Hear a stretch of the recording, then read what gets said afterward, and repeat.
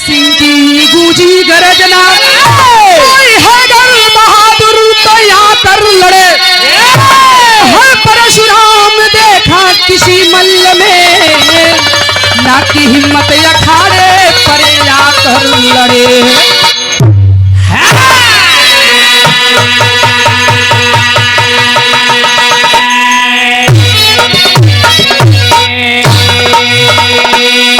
गौर करेंगे बाबू, पृथ्वी वीरों से खाली नहीं है। ये विराह का शीर्षक है वीर अभोरिक सुगनी का शादी। लड़ाई भी बा और प्रेम से प्रेम भी बा। गौर करेंगे बाबू, लेकिन कव्वाली का टुकड़ा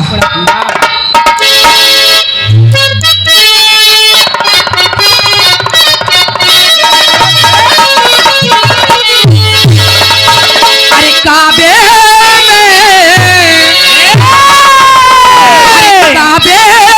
में तेरा जलवा, काशी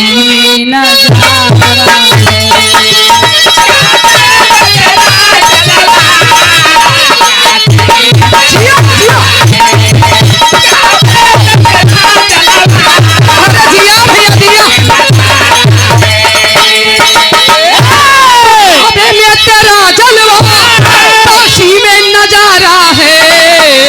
हमें ओ भी प्यारा है, हमें ये भी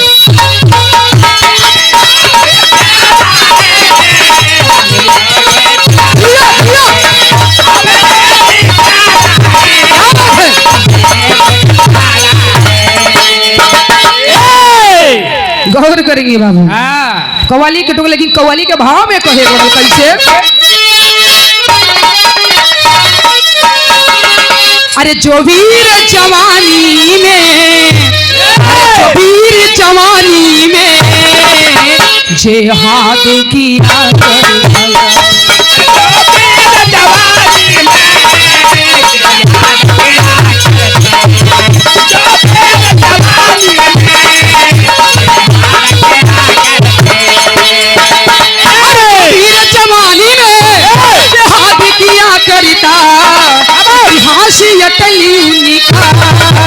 इतिहास यटली उनका आजाद किया।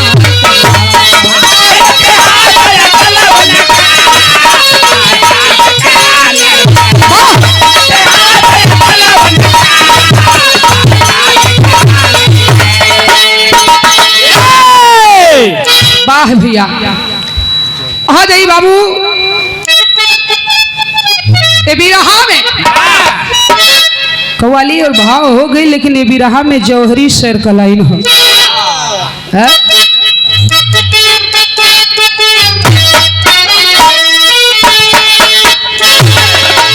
बाबू देखो, हमारे पकड़ी उगड़ी बांधे ना आवेला,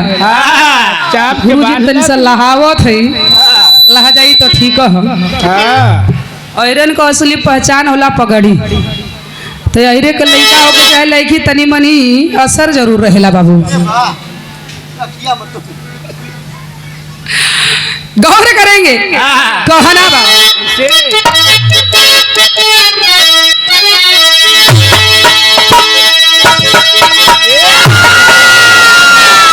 और पिंडा दिया या भोरी,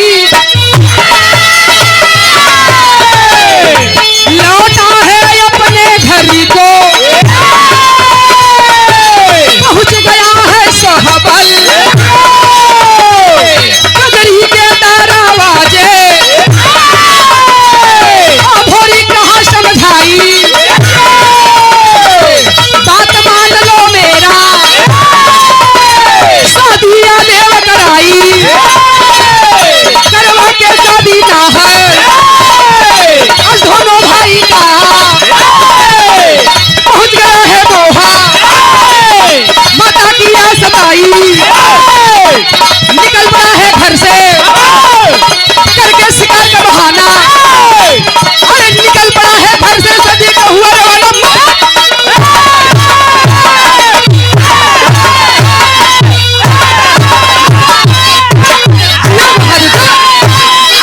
बस बस बस बस ढोल जिन फोरला भाई बियान बजावे का दिक्कत हो जाएगी। गौर करेंगे बाबू कहानी पर।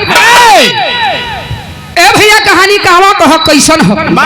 कहानी एकदम साफ साफ शीशा के तरह झलके लगी। लोरी का बेटवा अभोरी जब पिताजी उनकर खत्म हो गए तो गईलन पिंडदान देवे खातिर।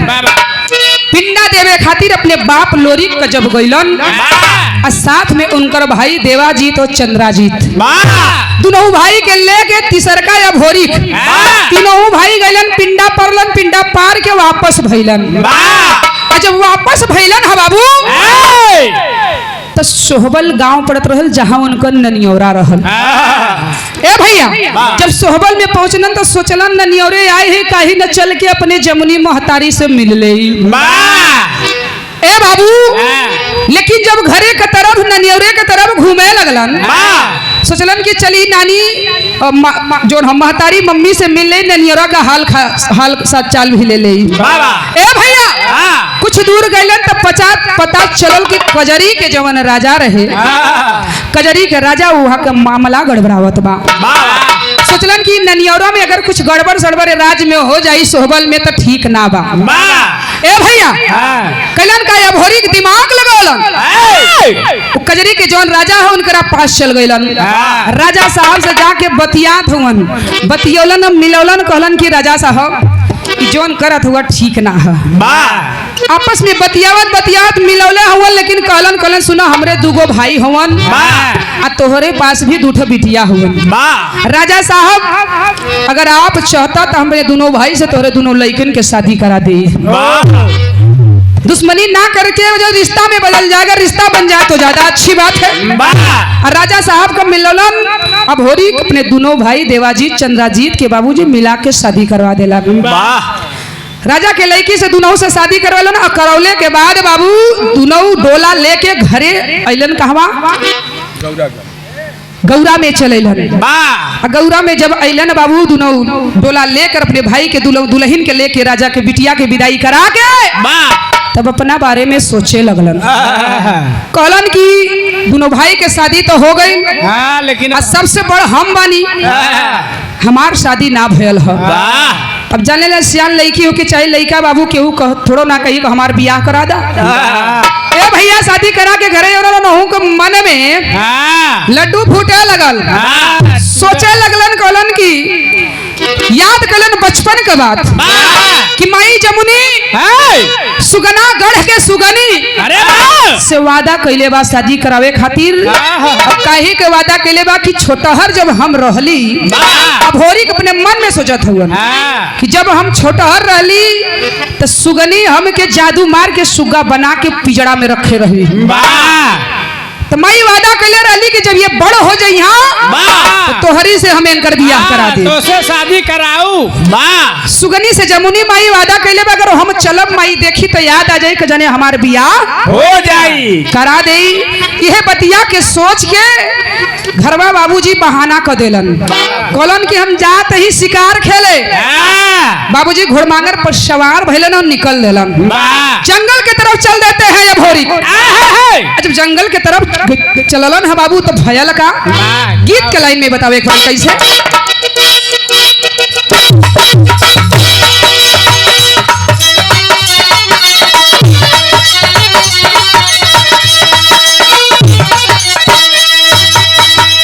बड़ी सुंदर लाइन है हमारे स्वर्गीय पंडित परशुराम गुरु जी अपने मुखारबिंद से गाया करते थे। कोनो दुल्हन अपने दुल्हा से बनारसी पान मंगावत है। अरे वाह जब बाजार जाइए तो बनारस वाला पान जरूर लेके आई है। कैसे वो दुल्हन कहत बा कि हमके पान बनारस हेलो कि हमके पान बनारस वाला ले ले अइहा हो छुट्टी से जइया अइहा बलवा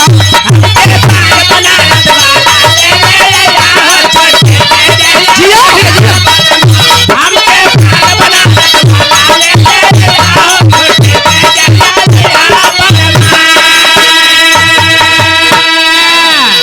गीत रहल बाबू। लेकिन हाई गीतिया से बढ़िया भाव में हमारे कवि जी संकेत कैलन का बीचे बनावा में बीचे बनावा में सुघर हो झोपड़िया झोपड़िया बीचे बैठल जोगिया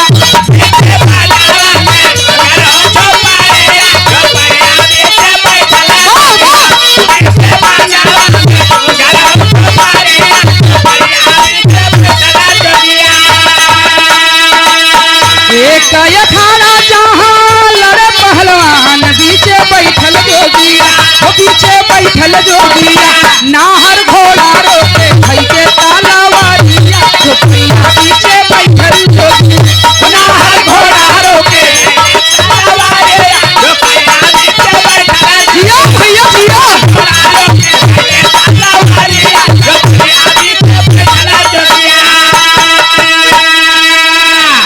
कहानी पे जरा गौर करेंगे बाबू। अब देखी घोड़मांगर पर जब सवार भलन जंगल के तरफ चललन अभोरी, तब देखी जब बीच जंगल में पहुंचलन हरदीराज में जब पहुंचलन जंगल में चारों तरफ देखलन वही रोड के किनारे रास्ता के किनारे बाबूजी एक ठे झोपड़ी बनल बा। झोपड़ी के बगले अखाड़ा बनल है। अखाड़ा के बगले एक ठे साधु बैठल है। साधु के बगले जो अखाड़ा रहल वही अखाड़वा में 8-9-10 ठे पहलवान है आपस में रियाज मारत रहलन। लंगोटिया जंघिया चढ़ा के बाबू जंघिया लंगोटिया चढ़ोले के बाद रियाज मारत रहलन। अब अभोरी का नजर वो पहलवानन के ऊपर पड़ गई। अच्छा पहलवानन के ऊपर पड़ गई बाबू। पहलवान का बेटवा पहलवानन नु रहलन रह ना गइल घोड़ा का रोक देलन। घोड़ा के रोक के लगलन रियाज मारे। जब रियाज मारे लगलन बाबू जोन साधु बैठल है झोपड़ी के बगल में ओकर निगाह पड़ गयल। निगाह जब पड़ गयल तो बाबूजी भयल का कहे के बड़ल गीत के लाइन में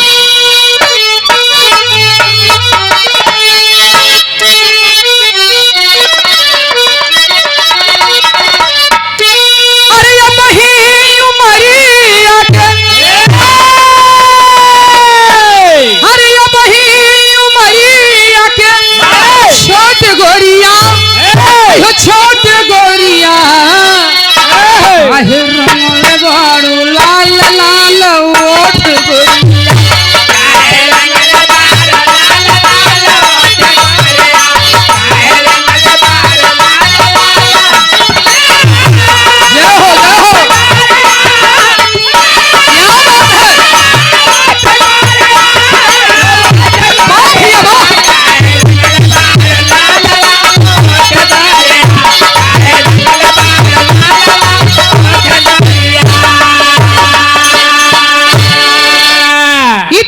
बाबू। लेकिन हाई गीत से बढ़िया भाव में हमारे कवि जी ने संकेत किया है क्या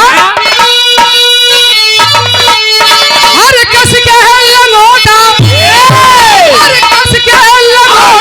तैयार बबुआ अरे तैयार बबुआ लड़ब कुश्ती हम मार के पछाड़ बाबुआ लड़ब कुश्ती हम मार के पछाड़ बाबुआ जिया जिया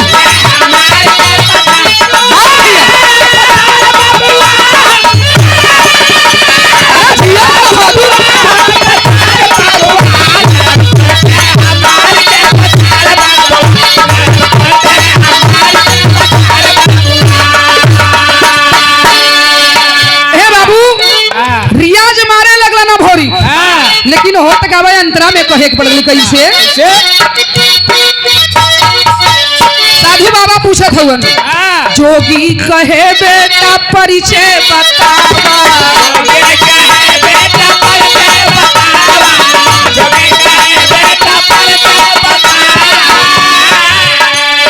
चलवन से हमरे तू हथवा मिलावा जिया भैया जिया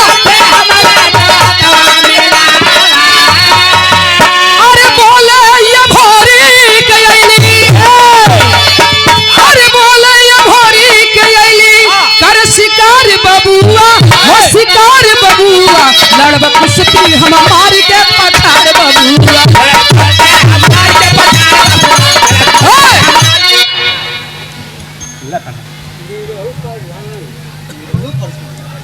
ये देखिए प्रमादड़ी परम सदे आप निरहु प्रधान जी की तरफ से बहुत ही सुंदर तिलोरा के पावन सजनी से सम्मान कलन 100 रुपए से बहुत बहुत प्राम पे लगी आशीर्वाद की कामना बा।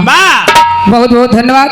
गौर करेंगे बाबू कहानी पे। बाबा अब देखी जब रियाज मारे लगलन तो जौन जोगी रहलन साधु बाबा हाँ। उन पर नजर अभोरी के ऊपर पड़ल। जब अभोरी के ऊपर नजर पड़ल पूछे लगलन कहले ए बेटा ए बेटा ए ए घबरा मत तू है नहीं खोते हाँ कहलन कि क्या हुआ कहाँ से आयल हुआ बा अपना परिचय बता दीजिए। हाँ अभोरी कहलन कि हम पहलवान है हम पहलवानी करेला। कहलन कि बेटा हाँ अगर तू पहलवान हुआ तो हमार जो है चेला हुआ 2-4-10 ठीक हाँ ये चेला है नहीं से तनी हाथ मिला लेता।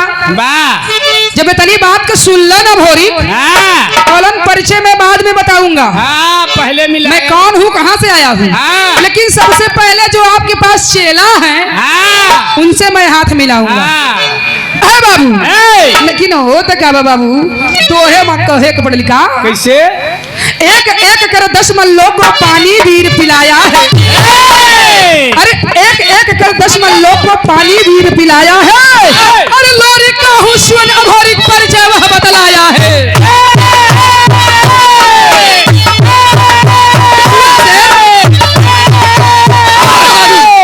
वाह भैया हाँ ये हो आज लगा तो कुछ बरियारे मिलल है खाई के। हाँ हैं? गौर करेंगे बाबू। बा अब देखी हाँ और 10 पहलवान जो रहलन जोगी बाबा के सबसे धीरे बारी बारी से हाथ मिलौलन आ सबके पछाड़ देलन। आ जब सबका पछाड़ देलन बाबूजी तब साधु करत का बड़न का परिचय पाके उछल पड़े जोगी सीने से लगा लिया। फिर परिचय पाके उछल पड़े जोगी सीने से लगा लिया और खतरे में हर रात सिंहासन गम की बातें बता दिया।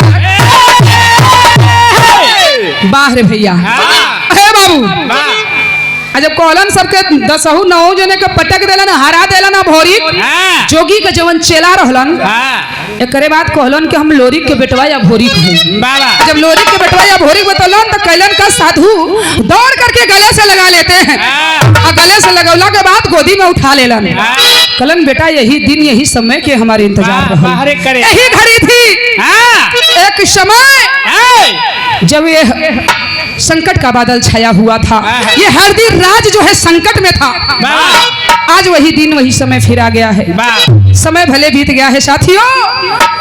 बाबूजी कहलन अभोरी की भी बतावा तोहरे बात को हम समझ ना पावत है तनी फरिया के बतावा कहे का चाहत हुआ। हाँ ए भैया पुट्टी बनवासी क्या बात है हाँ पुट्टी बनवासी जी हाँ, रूम नंबर 85 हाँ भैया जी की तरफ से बहुत ही सुंदर बहुत बहुत रुपेश माए से सम्मान के 5 के पहले हो। ए बाबू अभोरी को साधु से कहने लगे अपना परिचय बताइए बात क्या है राज क्या है पूरा ओपन करके खोल करके बताइए मुझे समझ में नहीं आ रहा आप क्या बोल रहे हैं।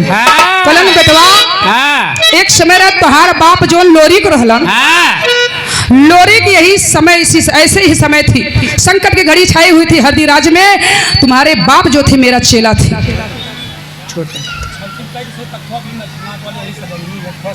और जल्दी करा कहानी पसंद काट कहीं जल्दी बोला चला बहुत ज्यादा ना है अगर 10 मिनट समय दे दे तो बढ़िया हो जाए। बस बस ए बाबू अब देखी बाबा कॉलन की हमार नाम पवन सिंह हाँ साधु पहलवान हो वाह और हरदी राज को हम रहे वाला है है और तहार बाप जो ना हमार चेला रहल यही समय रहा एक समय की हरदी राज को जो है दुश्मन जब चढ़ाई किए थे तो तुम्हारे बाप ने हरा करके संकट के बादल को दूर किए थे आज वही समय आप भी आ गए हो तो मुझे गर्व है विश्वास है बेटा शंकर के बादल को तार दोगे इस संकट को आप जरूर दूर करोगे। कलम की का बात के हरेवा नगर के राजा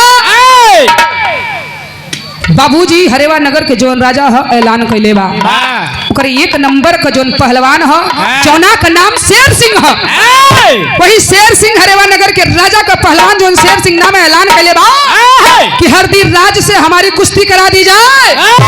अगर हरदी राज का पहलवान जीत जाएगा कोई बात नहीं अगर हरदी राज का पहलवान हार जाएगा तो हरदी राज को मैं छीन लूंगा। पवन सिंह कलन कि अगर पवन सिंह यही हरदी राज के हुआ तो तू तो हमार ननियौरा यहाँ हमार है अब पदी में तू तो हमार मामा लगबा। अब होरी कहलन साधु सिंह पहलवान से, पवन सिंह से कहलन कि तू तो हमार मामा लगबा। कहलन कि ठीक है बेटा, अगर मामा लगते तो ननियर रिश्ते का बात बा, मान मर्यादा इज्जत का बात है। ए भैया मम्मा पद जुड़ गई, मामा बहने के पद जुड़ल हो। कहलन कि कोनो चिंता का बात ना बा। जब वो ऐलान कैले हुवन तो हम आ गए हैं, चिंता का कोनो बात ना बा। शेर सिंह बाबूजी उधर ऐलान करौले हुवन, कहलन के ठीक बात, दुश्मन के बदला हम ले। इतना कह के बाबूजी चल देले हुवन। तो भइल का बा तेरी कलाइन कहना बा। अरे उतारी कैसे पानी पपिया, अरे उतारी कैसे पानी पपिया, लिया हाथ घोड़े पर किया।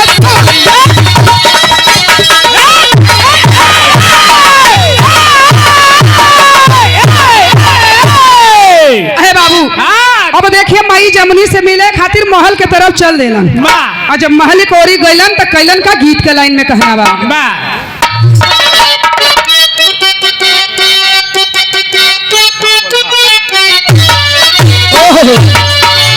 बड़ी सुंदर गीत है, गीत से बढ़िया भाव में कहल गई।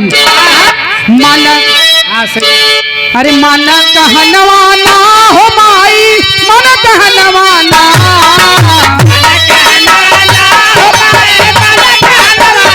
जिया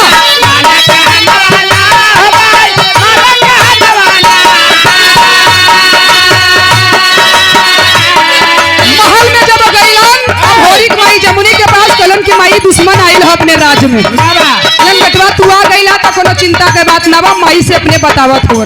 माना कहनवाना हो माई, माना कहनवाना, पानी ननियौरा के लगाई माई, माना कहनवाना, पानी ननियौरा के लगाई माई, माना कहनवाना, पानी ननियौरा के लगाई माई, माना कहनवाना।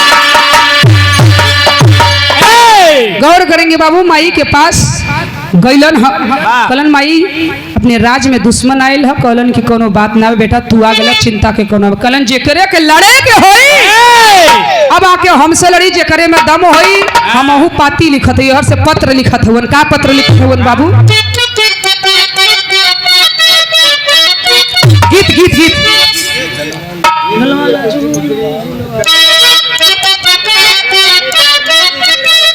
ओहो बड़ी सुंदर गीत है।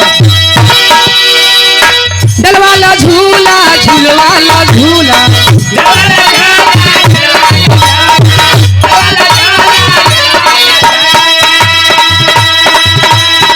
सावन के आइल बा दूधर महीना, सावन के आइल बा महीना सुधर।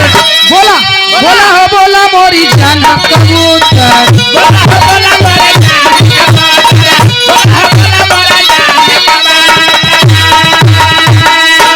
लेकिन भाव में कहे बगा अइला तू बढ़ी के हरदी में चढ़ी,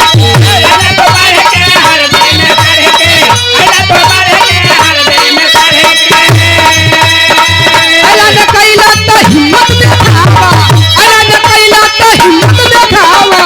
आवा आवा आवा हो आवा सार पंजा मिलावा, आवा हो आवा सार पंजा मिलावा, आवा हो आवा सार पंजा मिलावा। अहे बाबू गौर करेंगे, देखिए जब पहुंच गए हरदी राज में तो ऐलान करवा दिए और चिट्ठी लिख करके हरदी राज से हरेवा नगर के राजा में बाबूजी जहाँ रहलन वो राज में पहुंचवा दिलन।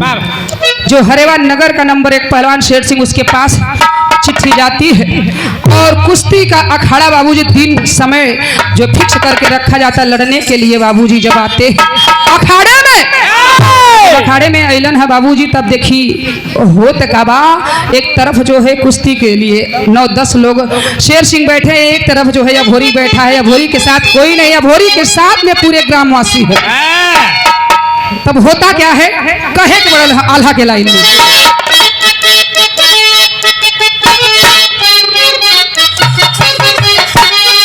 अरे मारे अभोरी के जबा नाव मुलतानी भैया,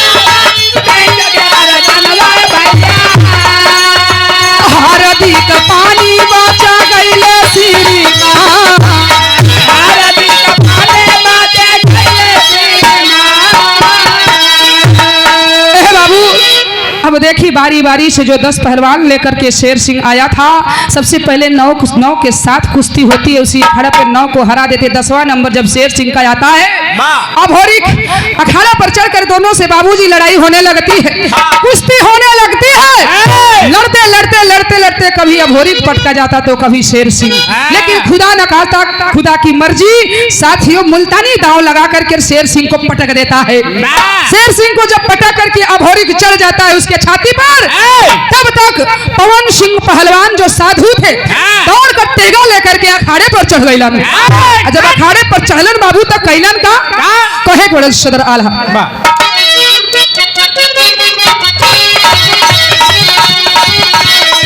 बस हो गया 2 मिनट।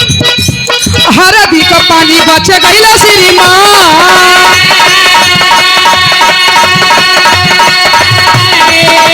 धन्य धन्य लोरी का लाला नवा,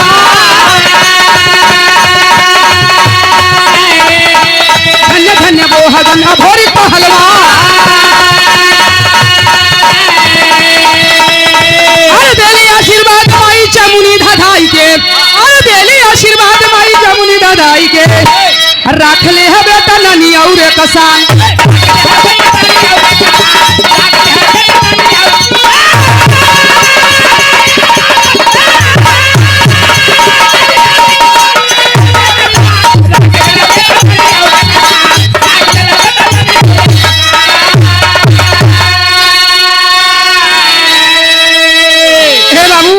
कंधे पर जब शेर सिंह मारा जाता है, गांव के लोग कंधे पर बैठाते जय जयकार की नारा गुजरने लगती है।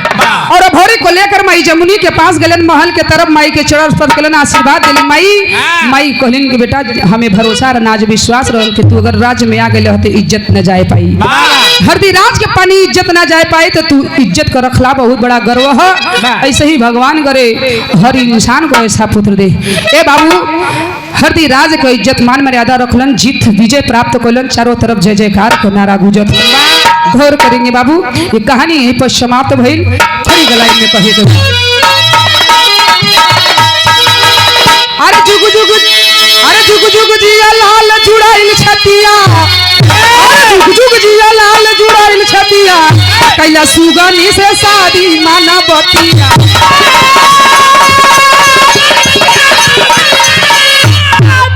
गौर करेंगे बाबू, माई सुगनी से जौन शादी के वादा लेके गए लगन, मन में सोच के कहलन ना माई मुहे का बात छीन लेलिन। कहलिन बेटवा जौन कैला तो ठीक कैलन, लेकिन एक थे तोहार शर्त रहल, हम बचपन कम मन लेना सुगनी से तोहार शादी करावे बदे नहीं चल के शादी कर ला। महतारी जमुनी माई चिट्ठी लिखवा के सुगनागढ़ में भेजलिन, और सुगनागढ़ से वापस चिट्ठी आई और शादी का तैयारी दोनों तरफ से जोर शोर से होखे लागल बाबू। शादी करे के दोनों तरफ से हर से तैयारी माई जमुनी करलिन, हर से सुगनागढ़ में सुगनी के भी संदेश भेजवा दिलिन बाबू, शादी का तैयारी होखे लागल। आ जाई बाबू आखिरी लाइन में। अरे शेर से सवा शेर बनल शिव चनक नतिया, अरे शेर से सवा शेर बनल शिव चनक नतिया, कोइला सुगनी से शादी बदेता मन बतिया।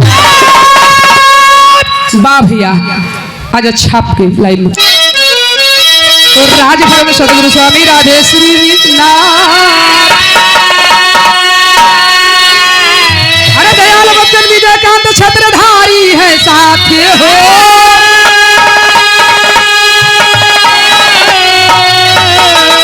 अरे उतारी कैसे पानी पपिया, अरे उतारी कैसे पानी पपिया,